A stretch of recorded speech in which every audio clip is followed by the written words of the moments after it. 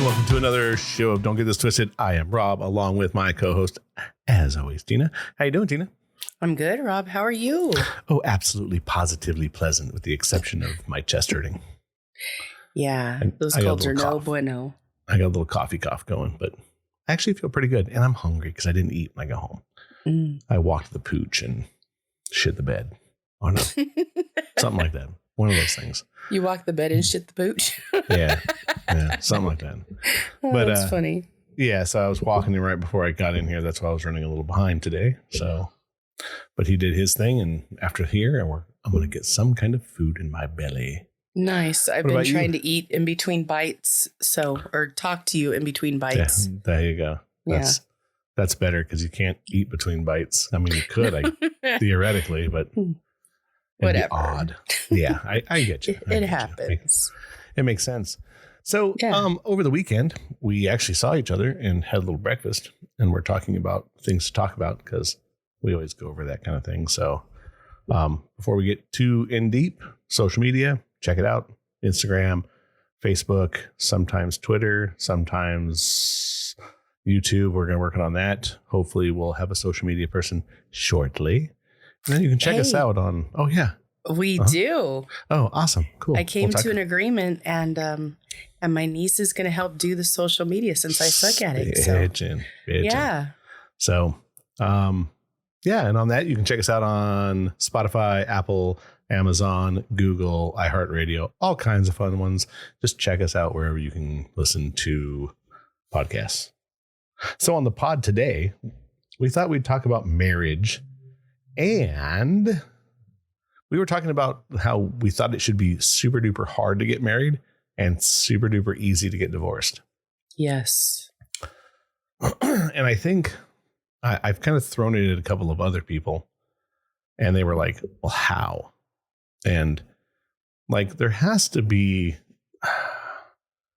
a compatibility test. I mean, you look at all these dating websites, mostly like the big ones that you pay for. I forgot what the one, eHarmony. That's the one I was thinking about. eHarmony has this, this really long test that you have to take. I don't know. I've never been on there, but I guess it's like deep. It takes a while to do this long thing, and you answer all these different questions, and that's how they match you with somebody. Obviously, with algorithms and all these different matches, you get people. Why not have something like that? And in a series of tests, there has to be, compatibility, this, that. You say all these different things, all these crazy things. We put it in a computer, and it spits it out if you're compatible or not. So what if you aren't compatible? It doesn't stop people from getting married, obviously. No. But I think there has to be, we talked about it before, you were 10 years and you're done. And I think, or 10 years and you have a way out. That's not exactly what I said. I said you do a 10-year sign up. You commit for 10 years. You make the marriage work. You do whatever you're going to do. Have your kids, go on vacations, be a couple, do whatever. But at the 10-year mark, you should be able to completely walk away, or both people should at the 10-year mark, walk away. They're allowed to do that. That's part of, their contract. And if they want to get back together, give it a year, still date, do whatever, fix whatever was broken, get therapy, fix yourself, go on vacations. I don't know, do whatever you're going to do. And then after a year time, you could remarry, or not remarry, but just start the contract up again and go that way again. I think that would leave people an out for being in situations where it's basically lost its luster and they're still trying to hold on, and they don't want to hold on, but legal repercussions make it that they have to. Mm-hmm. I think that would be kind of I don't know.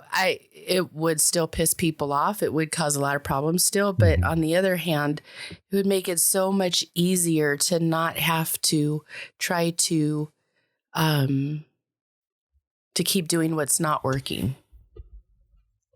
Okay, so let's say you take this test, this massive compatibility test, and then there's other things from the outside, like we get statements from all your family and all your friends and all these different things. Like, and again, it's all it's all thrown into a computer, some kind of algorithm, and how it spits things out. And I'm okay if you're not compatible and you still think you are.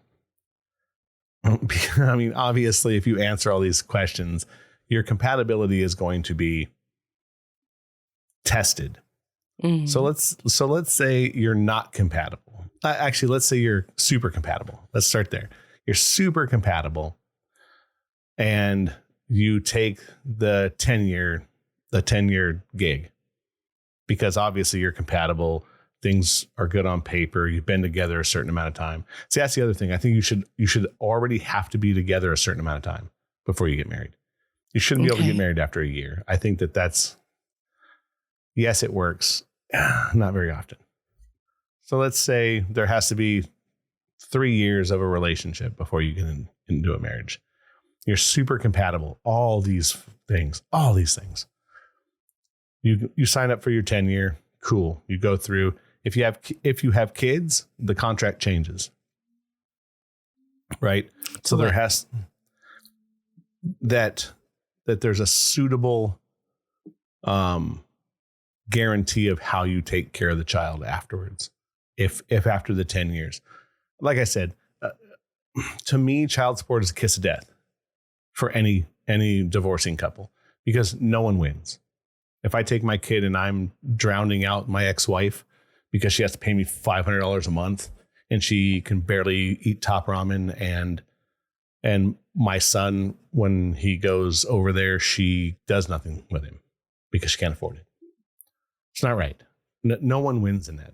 I think it's when you come out of it, it's you're going to put this amount in and you're going to put this amount in. It goes into an account, and it's done through, not just, you can't just go get money out all the time from it.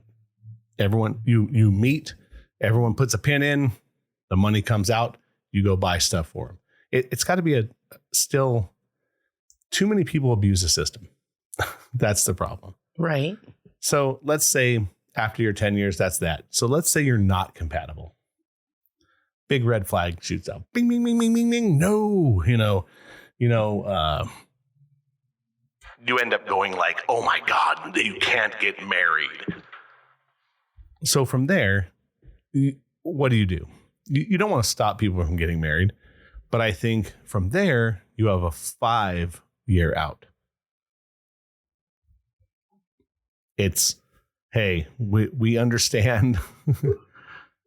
Look, your test scores. And again, I know this is like, it's all hypothetical, and love is weird. Love is blind. It's really blind. It wears sunglasses and a helmet, and then you wrap the helmet in a sheet, and then you put that sheet in a closet with no lights on. That's how blind love is. Because you'll do some dumb shit for it. And coming from me, I'm sure there's people out there who know me that are laughing quite loudly. So there you get 5 years. After 5 years, with the exception of having children, if you get it 5 years, you're out. Then you have to wait again, and then if you want to re-up, you have to take the test again. What? Yeah. I think more people would just be shacking up and not giving a crap about no test. That's fine. But we're solving the problem of divorce. We're solving it. Right? Because it should be easier to get a divorce. It shouldn't be so hard. It should be harder to get married. We have to come up with some test to say, or some way of making it super hard where you have to jump through hoops and go to a lawyer and have the lawyer say something to you, or this, or your priest, or whoever. It should be multiple things, because we're making it way too hard to get a divorce. Like, you have to jump through hoops. That I'm not a fan of child support. For one, I didn't get it. So, and I'm fine with that because we had an agreement, but too many people end up getting alimony that shouldn't. There should be a much higher level for why you're getting alimony. If you have a job, you should get none. 0. If you've worked the whole time you're divorced, both of you should get nothing.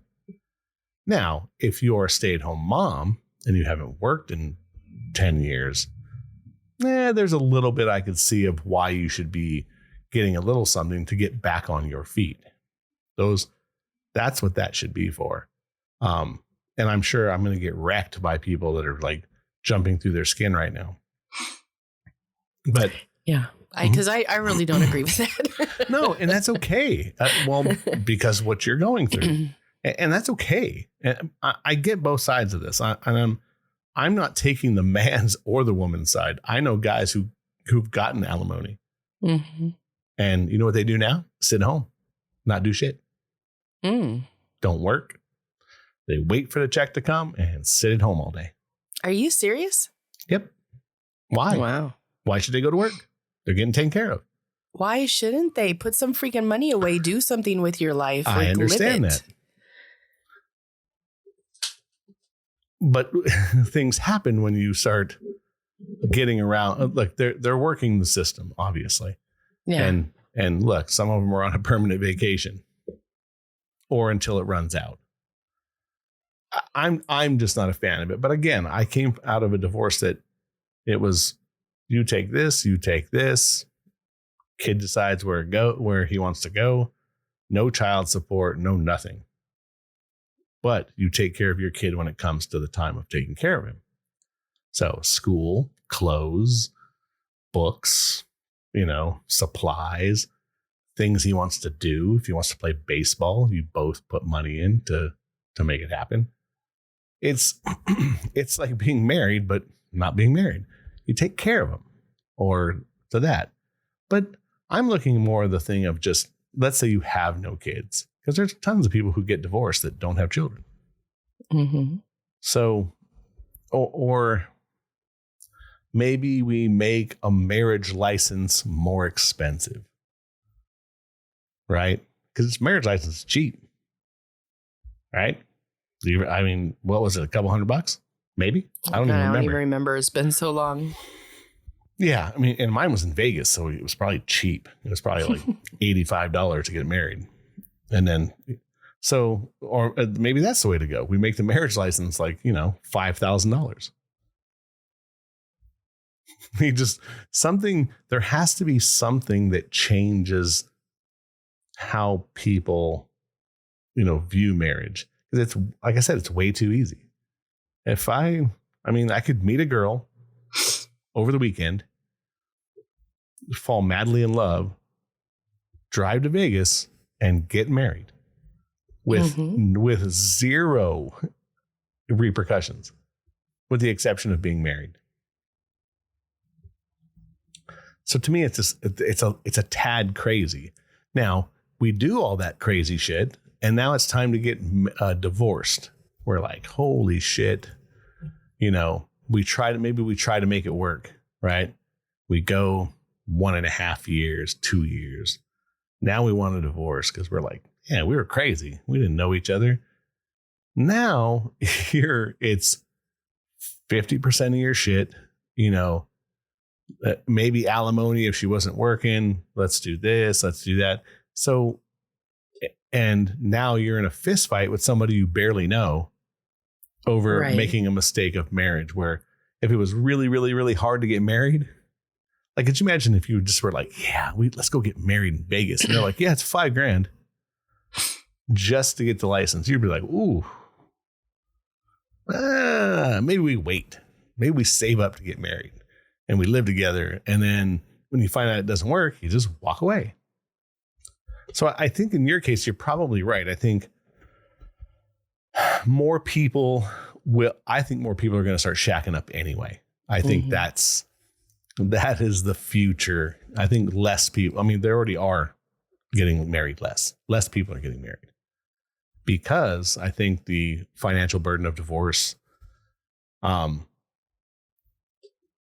there's things about not getting married and doing dumb shit like buying a house with somebody that you're not married. Because I'll tell you, that comes back to bite you. Yeah, badly. that's not a. Yeah, I know personally, I got sued over one because I bought a house with somebody because at the time she couldn't afford, she wasn't making enough money to buy it, but had a down payment from her parents. And of course, I had a full-time job and I could come in and be that second part of it. She ended up leaving for her mom got sick, went to Colorado, did her own thing, found somebody. They're still married, actually.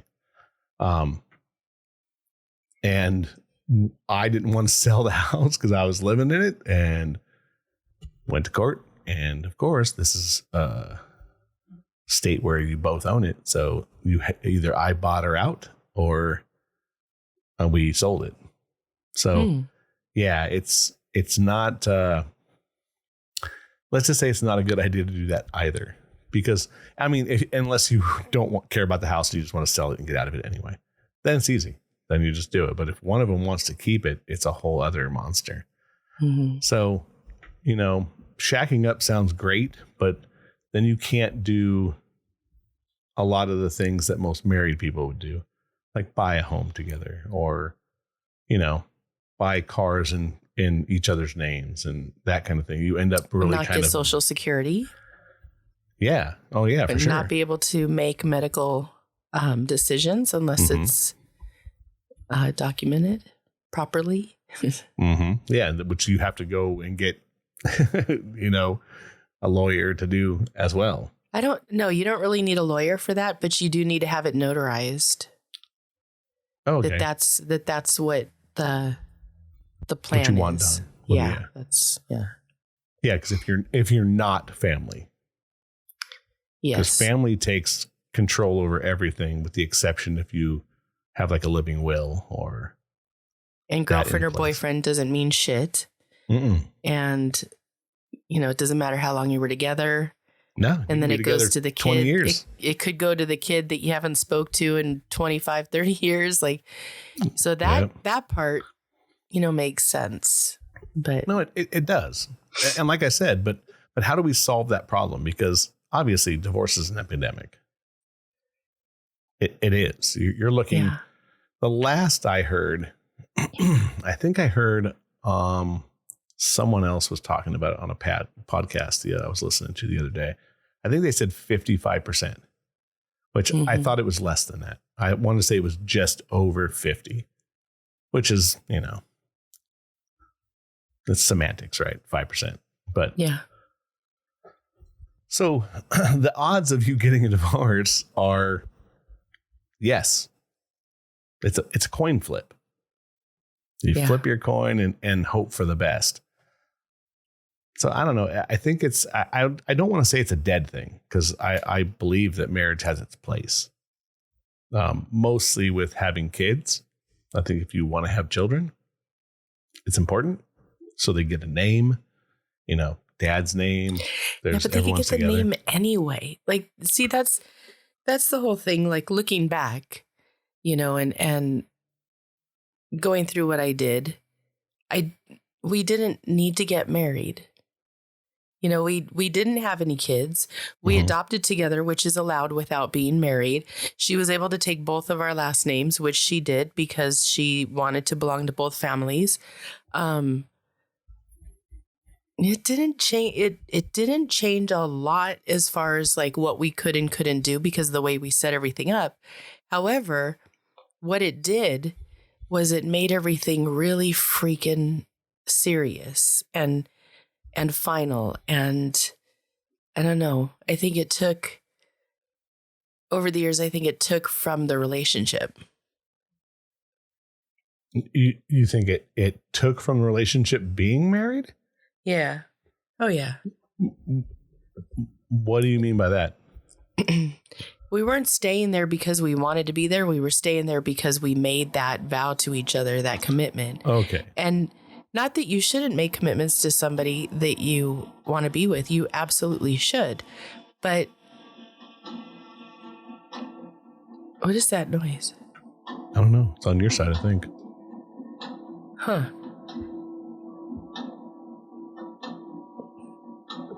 I don't know.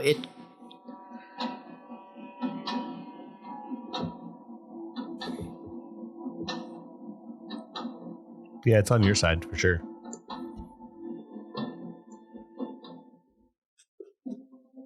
Oh, there. I want you to come with me. Wow. I'm so sorry. Oh, that was odd. See? Please edit that.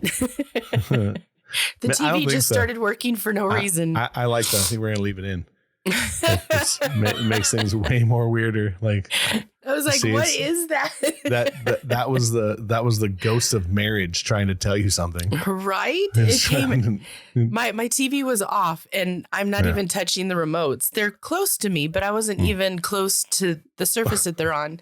And the TV just turned on and started making noise. Maybe I got some things wrong and I should think about it. I don't know. So your thing was you think that it was just detrimental of staying together because of a vow instead of getting out when you thought you should have, or that you should have never been married? I would say my ex would say he never wanted to get married. He did that because of me, but it was also because of the way that I was raised and my beliefs at the time. Now, my beliefs aren't the same because clearly I've been in a marriage and I got a little bit different perspective, and we didn't always do things the old fashioned way, which was the way that the example that was set for me. And so in watching that, I think that he probably would have been happier if we didn't get married. I think it would have been easier to walk away when we needed to. I don't know. I used to really believe in marriage and two people being together and making it work. And there is a part of me that still very much believes in that. But I also see that our lifestyles are completely different than what they used to be to accommodate a marriage that will last forever. Like we're, with both people working and both people doing, the gender assigned roles that people had, they're not the same anymore. So the reason for the marriage and everything is totally different than it ever was, because the roles and everything are different. So it's kind of, for me, looking at it, it's kind of like old rules in a new world or in a different world than what we were raised with, for sure. Well, I mean, yeah, I think these days, our generation's kind of the last of that.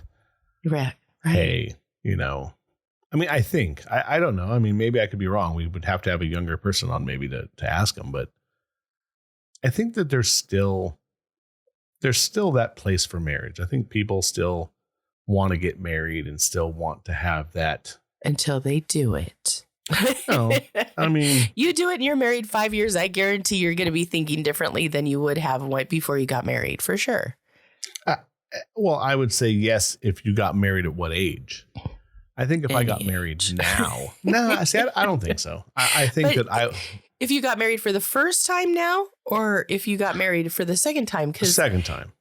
Yeah, well, once you've done it, you have a very clear picture of what it's going to look like and what you're going to need to do and how you're going to need to work to make it last and to make it work effectively.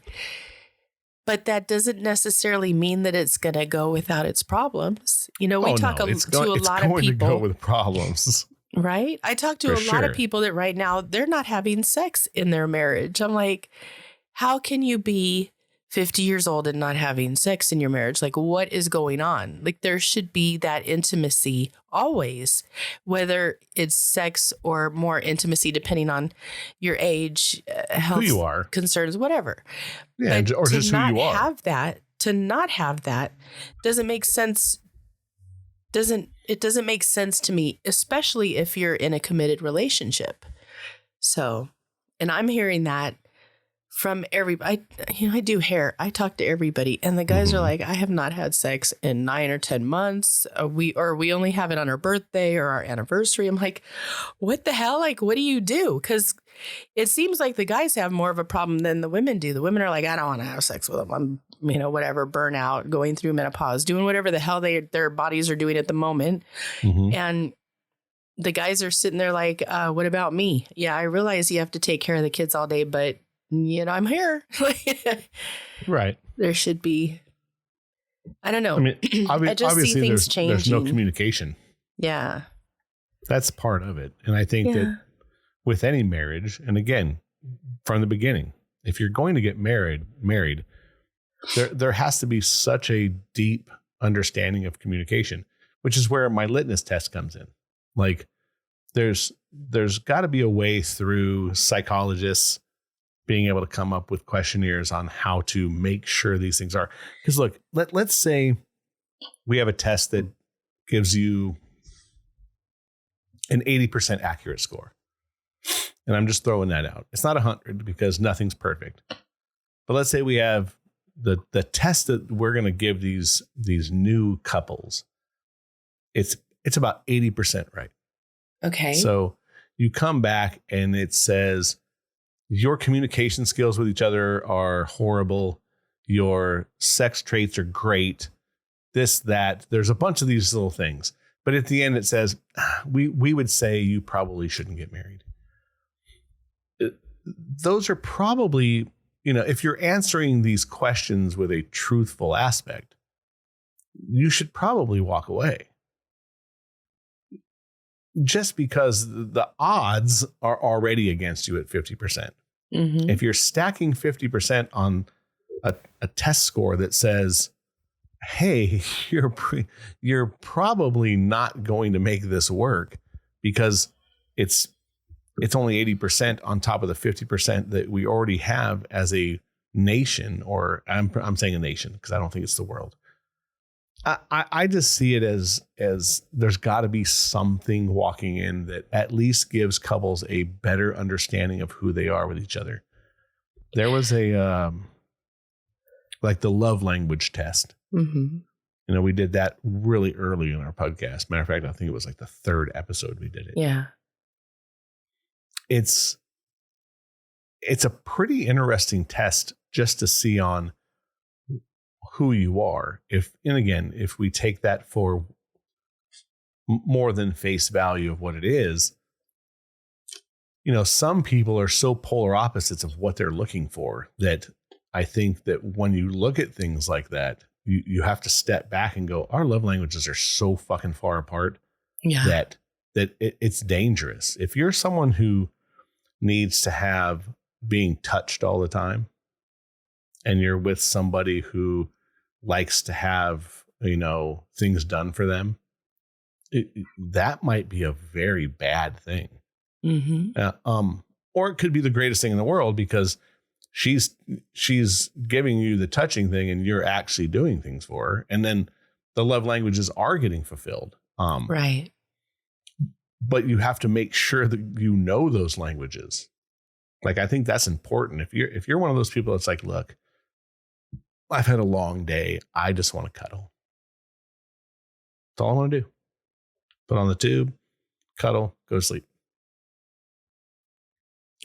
And I don't mean that as an everyday thing, but you're a cuddler. That's the better way of putting it. That's who you are. Like, I like that. And it's probably going to turn to sex, or it's going to turn to this or whatever that is. But that's the beginning of what I'm looking for. I want someone who's going to sit on the couch with me, be next to me, talk. I'm a communicator. I like the cuddling thing, that whatever it turns into, it turns into. But there are those other people that you look at those love languages and they're like, I'm a gifter. I want gifts. That's how I deal. And that's what some people just like that. So you have to be able to look at both parts of that. And that should also be part of that test where, again, small percentages of like, look, your love languages are pretty far off. Like, sure, you could do them, but this, or your communication skills are probably not the greatest with each other. This guy's a talker. You're an introvert. You don't like human beings, even though you like each other. So there's just things like that where you kind of have to find a common ground of making marriage not so easy to do. I don't have the answer, and I didn't think we'd get it from this. I just wanted to kind of talk it out to see what do we think is something that can be done. So who do you think should be in charge of this? The government? I mean, I think that there should be facilities to take a test. You should never be denied. There should be no you can't get married because the test says the odds of you succeeding are 20%. Take the 20%. There's fucking people who gamble every day with tons of money and roll dice to see if they can, make a way fortune. Less of the odds. Yeah. So to me, I'm not saying this should be any way of doing it, but it should be harder. I think marriage license should be more expensive. You should have to jump through hoops and say, I've taken all these tests. You don't even if you fail them all or have the worst test scores in the world, I think you should have to take the tests. And then you go into this marriage with look, we've taken these tests and all right, we're still going to do it, but we know that we're going to have to work at these certain things. Mm-hmm. And maybe that's the thing. You take these tests so you can, as a couple, work. You have, you do this, and this together. Great. It's amazing. You both love sushi and going to the zoo. So you can throw that one away. We're good there. But I'm a communicator, and you like to, if I ask you, hey, is there anything wrong? You go, why do you have to ask me if there's anything wrong? It's because you're being a bitch. It's I can tell. Because you're acting like a complete asshole. Yeah, exactly. That's not normal. Yeah. If I'm pouting in the corner, there's probably a reason. And you both have to be able to say, there is something wrong right now. And it's a little bit of this, and I'll talk to you when I can, when I'm ready. That no one says shit like that anymore. People just go their separate ways. And now we have phones that we text other people. Mm-hmm. So instead of dealing with it inside, you text other people, like your best friend going, hey, dude, I'm having this problem. What do you think? It's instead of just going to your mate and going, hey, what do you think of this? And maybe we'd know more of that if there was this litmus test. And again, it's free. We make it free. And but you take these steps to say, before you get your marriage license, there's a check off to go, hey man, did you take the social skills test? Yeah, it's right here. Boop, check it off. Awesome. Did you take the love language test? Awesome. We don't care what your scores are. Don't care. The scores mean nothing to us. It just means that you've gone these steps to make sure that you think your marriage is going to be successful. It's only going to be successful if you both work at it anyway. But if you have some kind of look, we scored really low in communication skills. We have to work on that. How do we do that? I don't know. We go to this person and we talk to both of them, and we talk to the psychiatrist, and they go, hey, we think we should do this, this, and this. We send you along your way. It's almost like pre-marriage counseling. You know what I mean? And I know, and again, I'm not religious, but the Catholic faith, you have to go through the priest. Mm-hmm. There's some major steps before you get married. Again, I mean, still not a way out, but I kind of still not completely effective at keeping people married either. No, not even close. Because I think, look, divorce is always the way out, whether it's hard to do it or not. Yeah. So it's kind of, it's going to be irrelevant either way to say, hey, you can get married and you can get divorced. It's just going to be jumping through hoops and doing all this stuff. So I just think that having some kind of checks and balances, maybe that's the better way of putting it. I hate to say that it's a personality test, but it is. There are checks and balances of saying, look, you've gone these steps as a couple. Because if it means something, you're going to take these tests anyway and not just say it's the heart or it's the brain, because we both know that they contradict each other. Oh, all the time. all the time. All the time. And I'm a heart person. If I have a feeling, I run with the feeling, which can get you in a lot of trouble. I'm kind of wondering what I am anymore, because it seems like I just learned how to be really still. So where does that put me? I have no idea. It's not. Yeah, because I'm not a brain person. Yeah. Because someone can pound it in my head all day long that it's a really horrible, bad idea. Horrible. They're like, you know what you're doing? It's really stupid. And I'm like, yep, but I like her. And when I'm around her, my heart goes, boop, boop, boop, boop, boop, boop, and that's all that matters. So I get that. And I've done that for a long time. This isn't anything new. No. You know, started with, you know, it started with one girl in high school and it's gone its path the whole way, you know? Yeah, you're pretty consistent. I'm pretty consistent. And what's even funnier, when I saw her 20 years later, still pretty consistent. Heart went pitter patter, but the reality of things when you're older is a little different. But my pitter patter went through. So, you know, tons of these people are getting married off of the heartstrings, which, you know, again, it's worked for people for a long time. So right. I can't totally shit on it. But I definitely think there's got to be a harder way or a more in-depth personality tests or personality, whatever you want to call it, to find out how compatible you are well before you get so deep into that you're spending, you know, $30,000 on a wedding and $15,000 on a ring and, you know, all these things where 5 years, 6 years later, you're divorced. You have no money. You're selling your house. Neither of you are doing well. It's just, I don't know.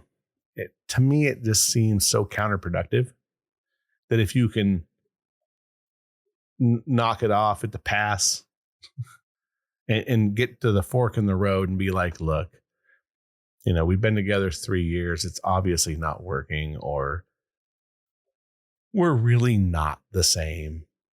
You know, we have these good things. We enjoy our company, but we're still not the same people. And, you know, we do these fun things together, but it's probably not going to work out.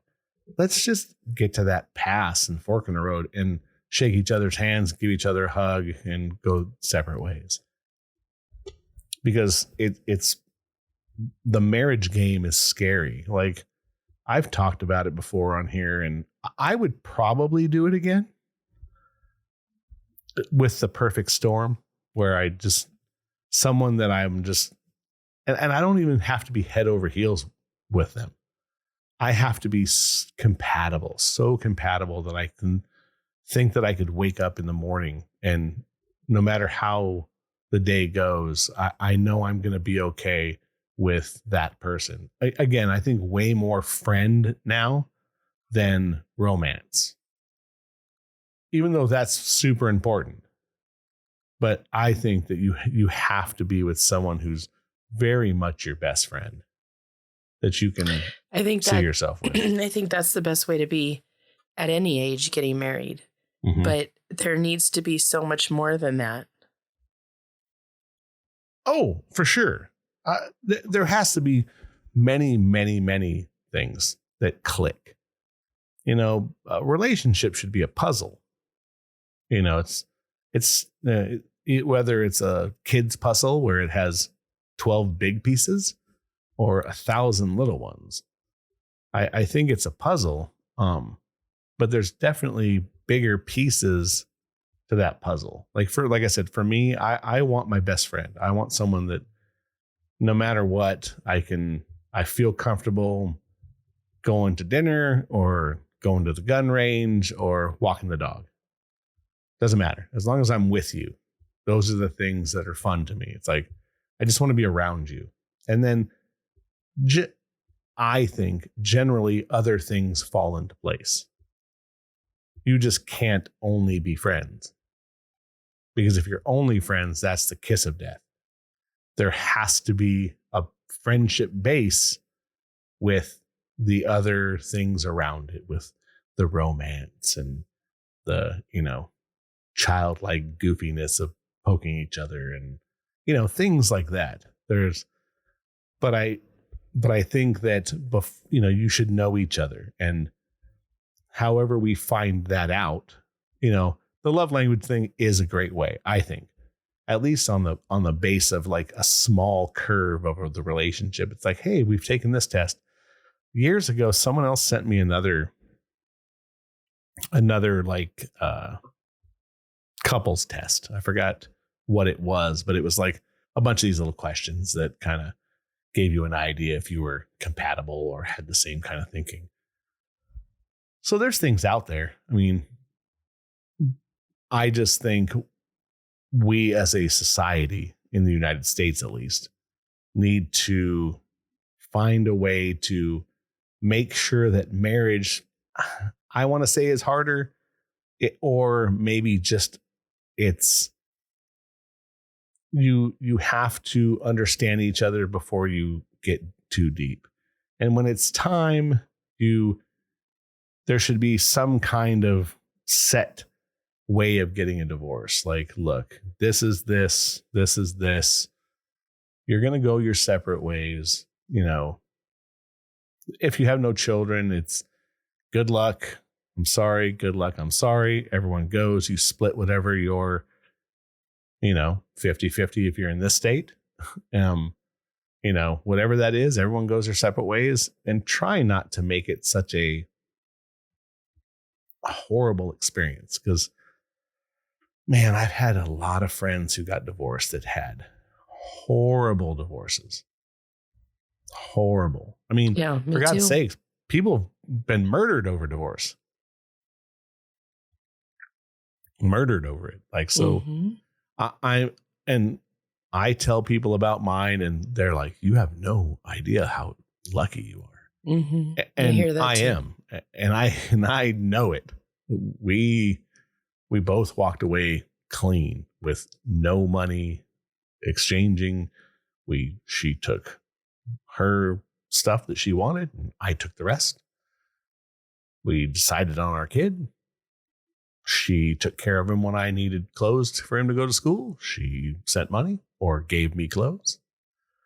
So I lucked out.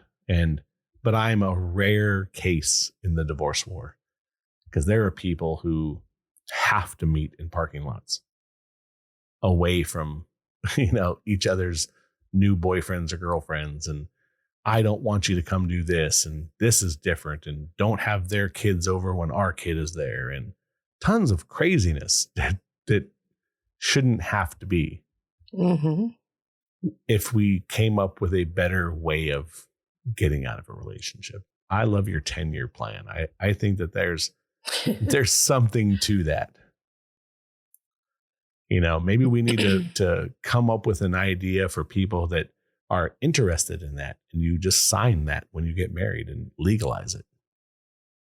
Where it's like 10 years, we're good. So, yeah, maybe you got something going there. Maybe people just won't be getting married because they don't have the same examples that we had.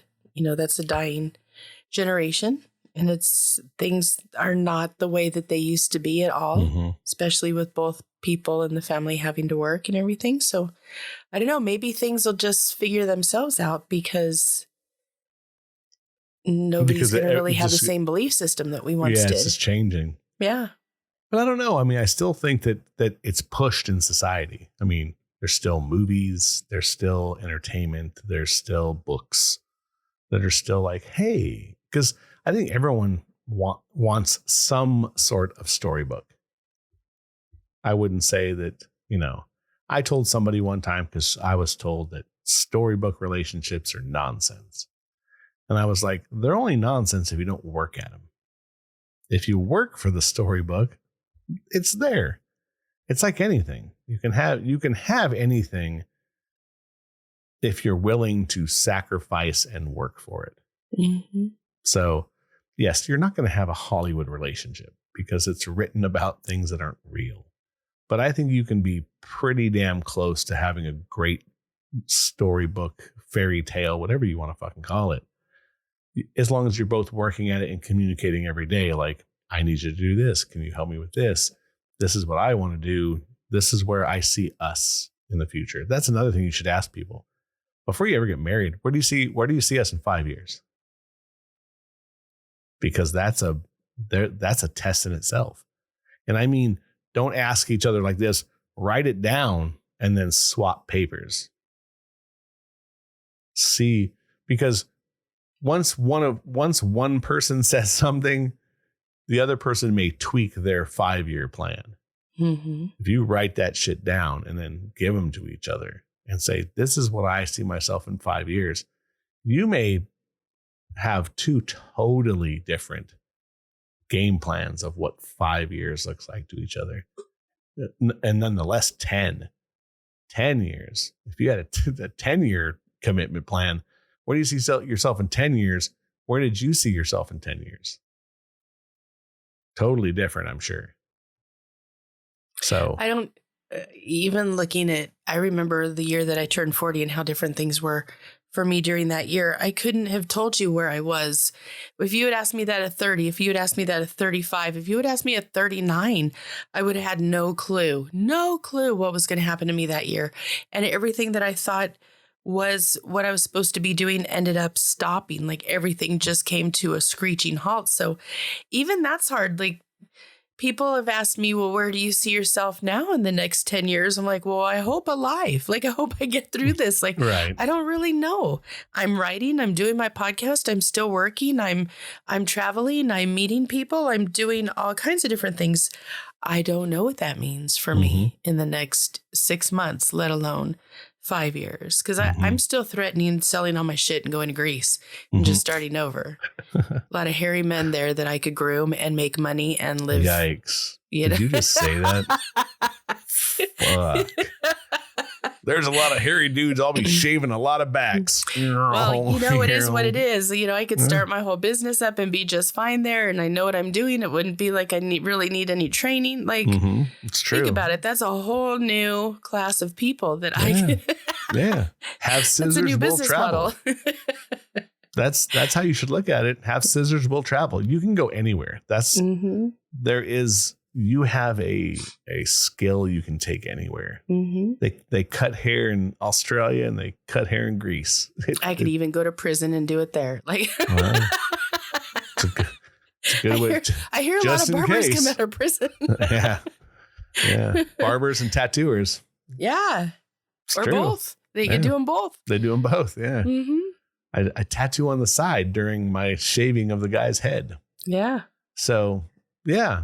Any last words for our Make Marriage Harder and Divorce Easier segment? Don't get married. Live in sin. Don't get married. Save yourself. Run. Forrest, run. Get the fuck out of here. I say my last word is this, is marriage is not easy. It's a second job. And if you don't look at it like it's work, it will never work. That's true. But I will say that if you're willing to put time in and willing to communicate, it's something that still may be a worthy thing to do in your life.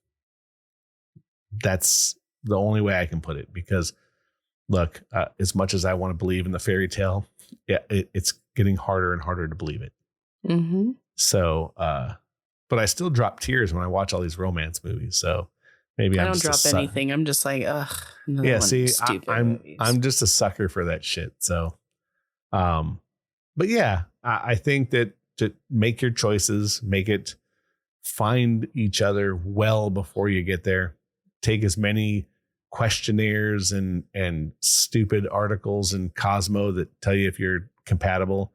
Just talk about things and then write down, like I said, write down your where do you see you as a couple in 5 years, and just see what the other person thinks. You may be surprised that you shouldn't be with that person well before that, or you may find out that you're with the 100% winner, that you both have this, vision of the future with each other. Mhm. But they need to find a way to make this divorce thing a little less volatile, because it's really Yeah, it could be pretty bad. it's taking its toll on people's families' lives, where if you sit down and understand, look, this isn't working anymore, or it hasn't worked in years, and it's time. It's better to jump out of an airplane with a parachute than just jump out. That's for So sure. I don't know. That's my views. And yeah. And that's another show. And that's another show. And you can listen to this show on Apple and Spotify and Google and Amazon and iHeartRadio and anywhere you can hear podcasts. You can check us out on the Facebook, the Instagram, the YouTube a little bit, sometimes Twitter. And now that we're going to have a social media person, probably TikTok. So we're going to find a way to get in your ears, and you're going to find a way to send this to your best friend and make them listen to it as well. Please feel free to share, like, and follow us. So it just pops up, mostly on Spotify. I'm a Spotify guy. That's what I used for my pods. And it's funny, if once you follow, every time someone puts out a new pod, pops right up on my phone. You just set the notifications to tell you when there's a new show, and there's a lot of good pods out there. So let's be part of that.